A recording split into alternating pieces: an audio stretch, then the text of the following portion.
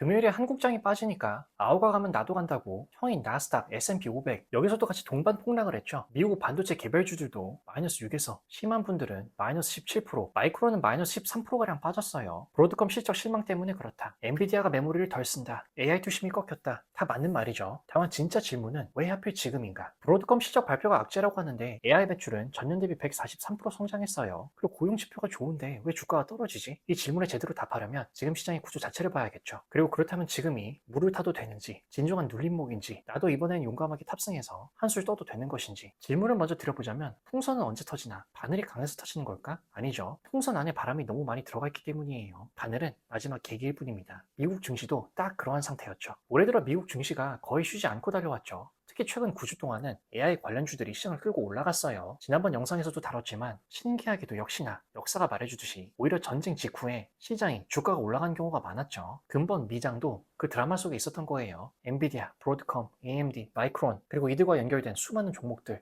결과적으로 미국 대표 지수인 S&P 500이 역사상 가장 비싼 구간 중에 하나로 진입했죠. 그리고 여기서 등장하는 굉장히 중요한 단어가 하나 있어요. 케이프. 경제 방송 나오면 꼭 등장한 녀석이죠. 이름은 어려운데 뜻은 단순합니다. 지금 주가가 기업이 버는 돈에 비해 얼마나 비싼가? 현재 케이프는 37을 넘고 있죠. 역사적으로 보면은 상위 5% 구간이에요. 5%. 쉽게 말하면 주식시장이 평소보다 엄청 비싼 상태라는 거죠. 미국 S&P 지수가 오늘 기준으로 약 7,500 수준이죠. 이 숫자가 얼마나 높은 건지 이해하려면 비교가 필요해요. 역사적으로 이 수치가 37을 넘었을 때 이후 1년간 S&P 500 평균 수익률은 마이너스 3%였어요. 이건 하나의 경고 신호가 될 수도 있는 거죠. 그런데 더 무서운 문제가 있어요. 바로 집중도. S&P 500에는 500개 기업이 있습니다. 그런데 매그니피선트 7이라고 불리는 7개 기업이 전체 지수의 33% 이상을 차지하죠. 500명이 배를 들고 있는 게 아니라 사실상 7사람이 배를 들고 있는 아주 위험한 상태예요. 이 7명 중 1명만 힘이 빠져도 배 전체가 흔들립니다. 그리고 그 7명 중에서도 실질적인 리더는 AI 반도체. 엔비디아, 마이크로소프트, 애플, 구글, 아마존, 메타, 테슬라 이 M7이 나머지 493개 기업 대비 얼마나 비싼지를 보면 수치상으로는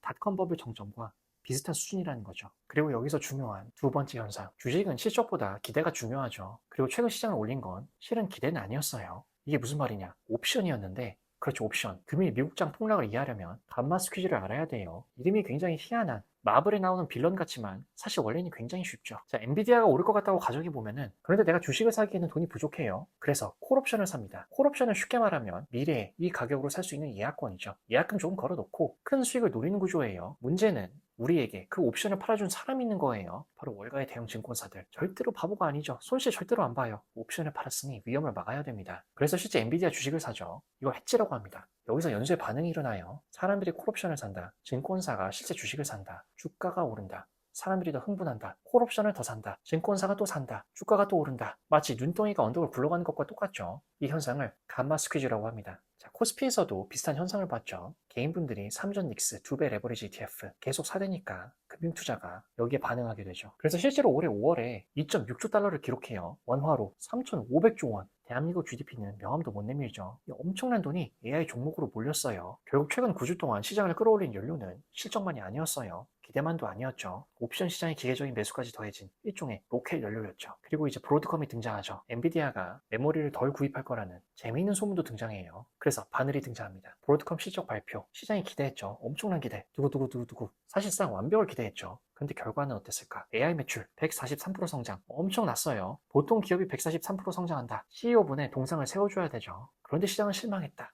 왜? 가이던스를 안 올렸다는 거예요. 가이던스는 쉽게 말하면 미래의 성적표 예고장이죠. 시장은 이 정도면 목표치를 올리겠지? 그런데 브로드컴은 기존 목표를 유지했습니다. 순간 시장이 깨닫죠. 혹시 AI가 생각만큼 빨리 성장하는 게 아닌가? 혹시 우리가 너무 앞서간 건가? 풍선에 작은 구멍이 생겼어요. 그리고 또 한 가지 더 호끗한 CEO가 이런 말을 하죠. 커스텀 ASIC 칩 비중이 높아지면 마진 압박이 있을 수도 있어요. 이게 또 공포를 일으켰습니다. 브로드컴이 파는 AI 칩에는 두 종류가 있죠. 하나는 범용 칩, 많이 팔 수 있고 마진이 좋아요. 하나는 맞춤형 칩, ASIC이라고 하죠. 특정 고객 전용이고 마진이 낮아요. 구글, 메타 같은 빅테크 고객사가 초기 개발 비용, NR이라고 하죠. 이거의 상당 부분을 브로드컴에게 미리 지급해요. 그러다 보니까 리스크가 없어서 안정적인 매출을 올린 대신에 칩 자체를 넘길 때는 마진을 낮게 책정하죠. 즉 AI 칩 매출은 늘었는데 그게 마진 낮은 맞춤형 칩 위주로 늘고 있다. 즉 매출은 올라도 이익률은 더 낮아질 수 있다. 그리고 브로드컴 PER이 약 50배 가까웠죠. 이 말은 시장이 브로드컴이 앞으로 50년치 이익을 내는 기업이라고 이미 평가했다는 뜻이에요. 이렇게 높은 기대치는 조금만 실망해도 폭락하죠. 마치 성적이 모두 다 1등짜리 학생이 시험에서 98점을 받으면 왜 100점이 아니냐? 부모님의 정말 이상한 짓 하죠. 그런데 이상한 폭탄이 또 있었죠. 고용지표가 나옵니다. 여기서 두 번째 싸대기를 맞죠, 시장이. 신규 고용이 약 17만 2천 명, 예상치는 8만 5천 명, 무려 2배. 여기서 헷갈리죠? 경제가 좋아지는데? 그런데 왜 이러지? 그쵸, 경제는 좋아요. 그런데 시장은 싫어하죠. 왜? 시장이 원했던 건 경제가 아니라 금리 인하였기 때문에. 쉽게 말하면 시장은 지금 부모님에게 용돈을 받고 싶어하는 학생이죠. 그런데 부모님이 보니까 알바도 잘하고 있고 돈도 많아요. 용돈 안 주시죠, 그러면. 연준도 똑같습니다. 경제가 강하면 금리를 내릴 이유가 없어요. 그 결과 미 국채 10년물이 급등하죠. 30년물은 5%를 돌파합니다. 이게 왜 중요할까? 우리가 투자자라면 위험한 AI 주식 혹은 미국 정부가 보장하는 국채, 그런데 국채가 연 5%를 준다? 그러면 물론 화끈한 게 좋지만 그래도 굳이 PER 100배짜리 AI 주식에 몰빵할 필요는 없잖아요. 결국 내러티브 면에서는 두 가지 충격이 있었죠. 첫 번째는 AI 무한성장 스토리에 금이 갔다. 두 번째는 금리 인하 기대가 사라지고 있다. 불어있던 풍선이 한순간에 바람이 빠지기 시작한 거죠. 그리고 S&P 500은 금요일 기준으로 9주 연속 상승하고 있었습니다. 나스닥도 마찬가지죠. 이 상승 구간에 들어오지 못했던 분들이 굉장히 많았어요. 내가 너무 늦게 들어갔나 하고 걱정했던 분들, 더 오르기 전에 사야 돼. 이제는 그 포모 심리로 국장이랑 똑같아요. 지수 역대 최고점 근처에서 이때 사신 분들이 많아요. 지금 그분들이 오늘 동시에 손절을 시작했던 거죠. 즉 7주 만에 17% 이상 랠리한 이후에 오늘 S&P 500과 나스닥에서 명확한 하락 반전 신호가 처음으로 나타난 거고, 솔직히 이건 하루아침에 생긴 문제가 아니라 지난 9주간 쌓여온 과열이 한꺼번에 터진 거죠. 자, 그리고 여기서부터가 이제 핵심 중에 핵심인데, 동생인 코스피가 먼저 흔들리고 형인 미국장이 흔들렸죠. 그런데 앞으로 이 구조적 연결고리 때문에 당분간은 미장뿐만 아니라 코스피에서의 외국인 순매수 금액 전환을 봐야 돼요. 왜냐하면 AI 반도체 제조 공정 때문에. 그런데 엔비디아가 AI 칩을 설계하죠. TSMC가 위탁 제조합니다. SK하이닉스, 삼성전자가 HBM 메모리를 공급하죠. 브로드컴, 마벨이 네트워킹 칩을 공급합니다. 이 모든 부품이 합쳐져서 AI 서버가 돼요. 이 밸류체인에서 한국 반도체는 없어서는 안 되는 핵심 부품을 담당하죠. 그래서 브로드컴의 AI 가이던스가 흔들리면,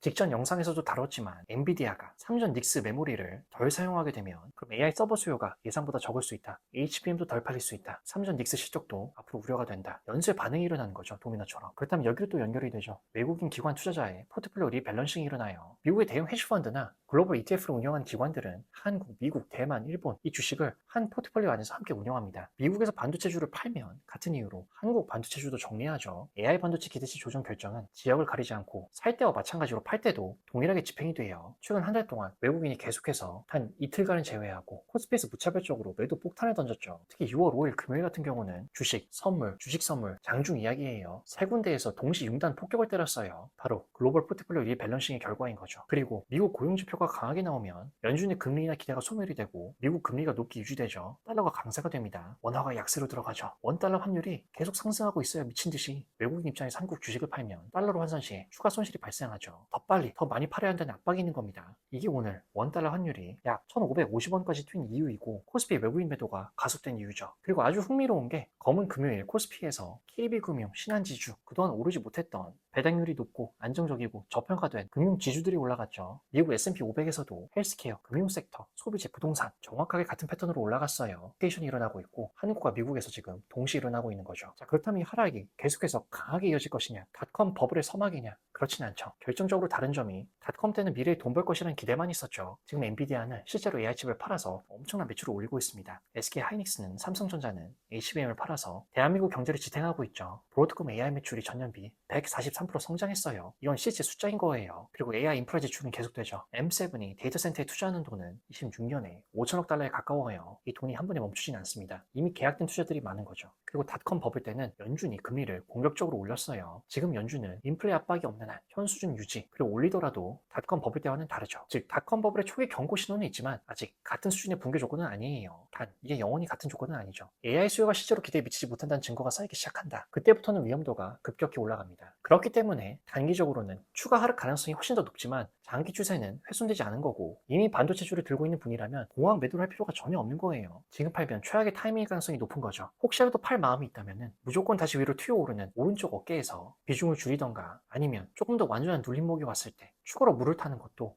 AI 사이클을 믿는 장기 투자자라면 용감하게 노려볼 만한 플레이이기도 하죠. 그리고 신규로 들어가고 싶다. 당장 전략 매수는 위험하겠죠. 그렇기 때문에 원달러 환율이 약 1,520원 정도 수준에서 요 이하에서 안정이 되는가, 미국채 10년 금리가 4.3% 이하로 하락을 하는가, 그리고 코스피에서 외국인 현물이 3거래일 정도 연속 순매수로 전환이 되는가, 이러한 기본적인 모니터링 셋으로 두 가지 정도가 충족이 되면은 조금씩 이제는 분할 매수로 접근을 해보는 것도 안전해 보일 수 있는 거죠. 다만 지금 가장 현명한 포지션은 일단은 관망을 하는 거고, 여태까지 오랫동안 기다려왔잖아요. 조금 더 기다려보는 것도 지금 상황에서는 드라마틱한 변화를 주지는 않습니다. 좀 더 기다리다 보면 분명히 더 명확한 진입할 수 있는 타점이 나오는 거죠. 그래서 지금 관망이 최선이고 진입은 분할로, 미국과 한국에서의 주요 지표들 반등 신호를 동시에 확인 후에 분할 매수가 내 계좌를 지킬 수 있는, 내 마음이 편해질 수 있는 가장 합리적인 길이겠죠.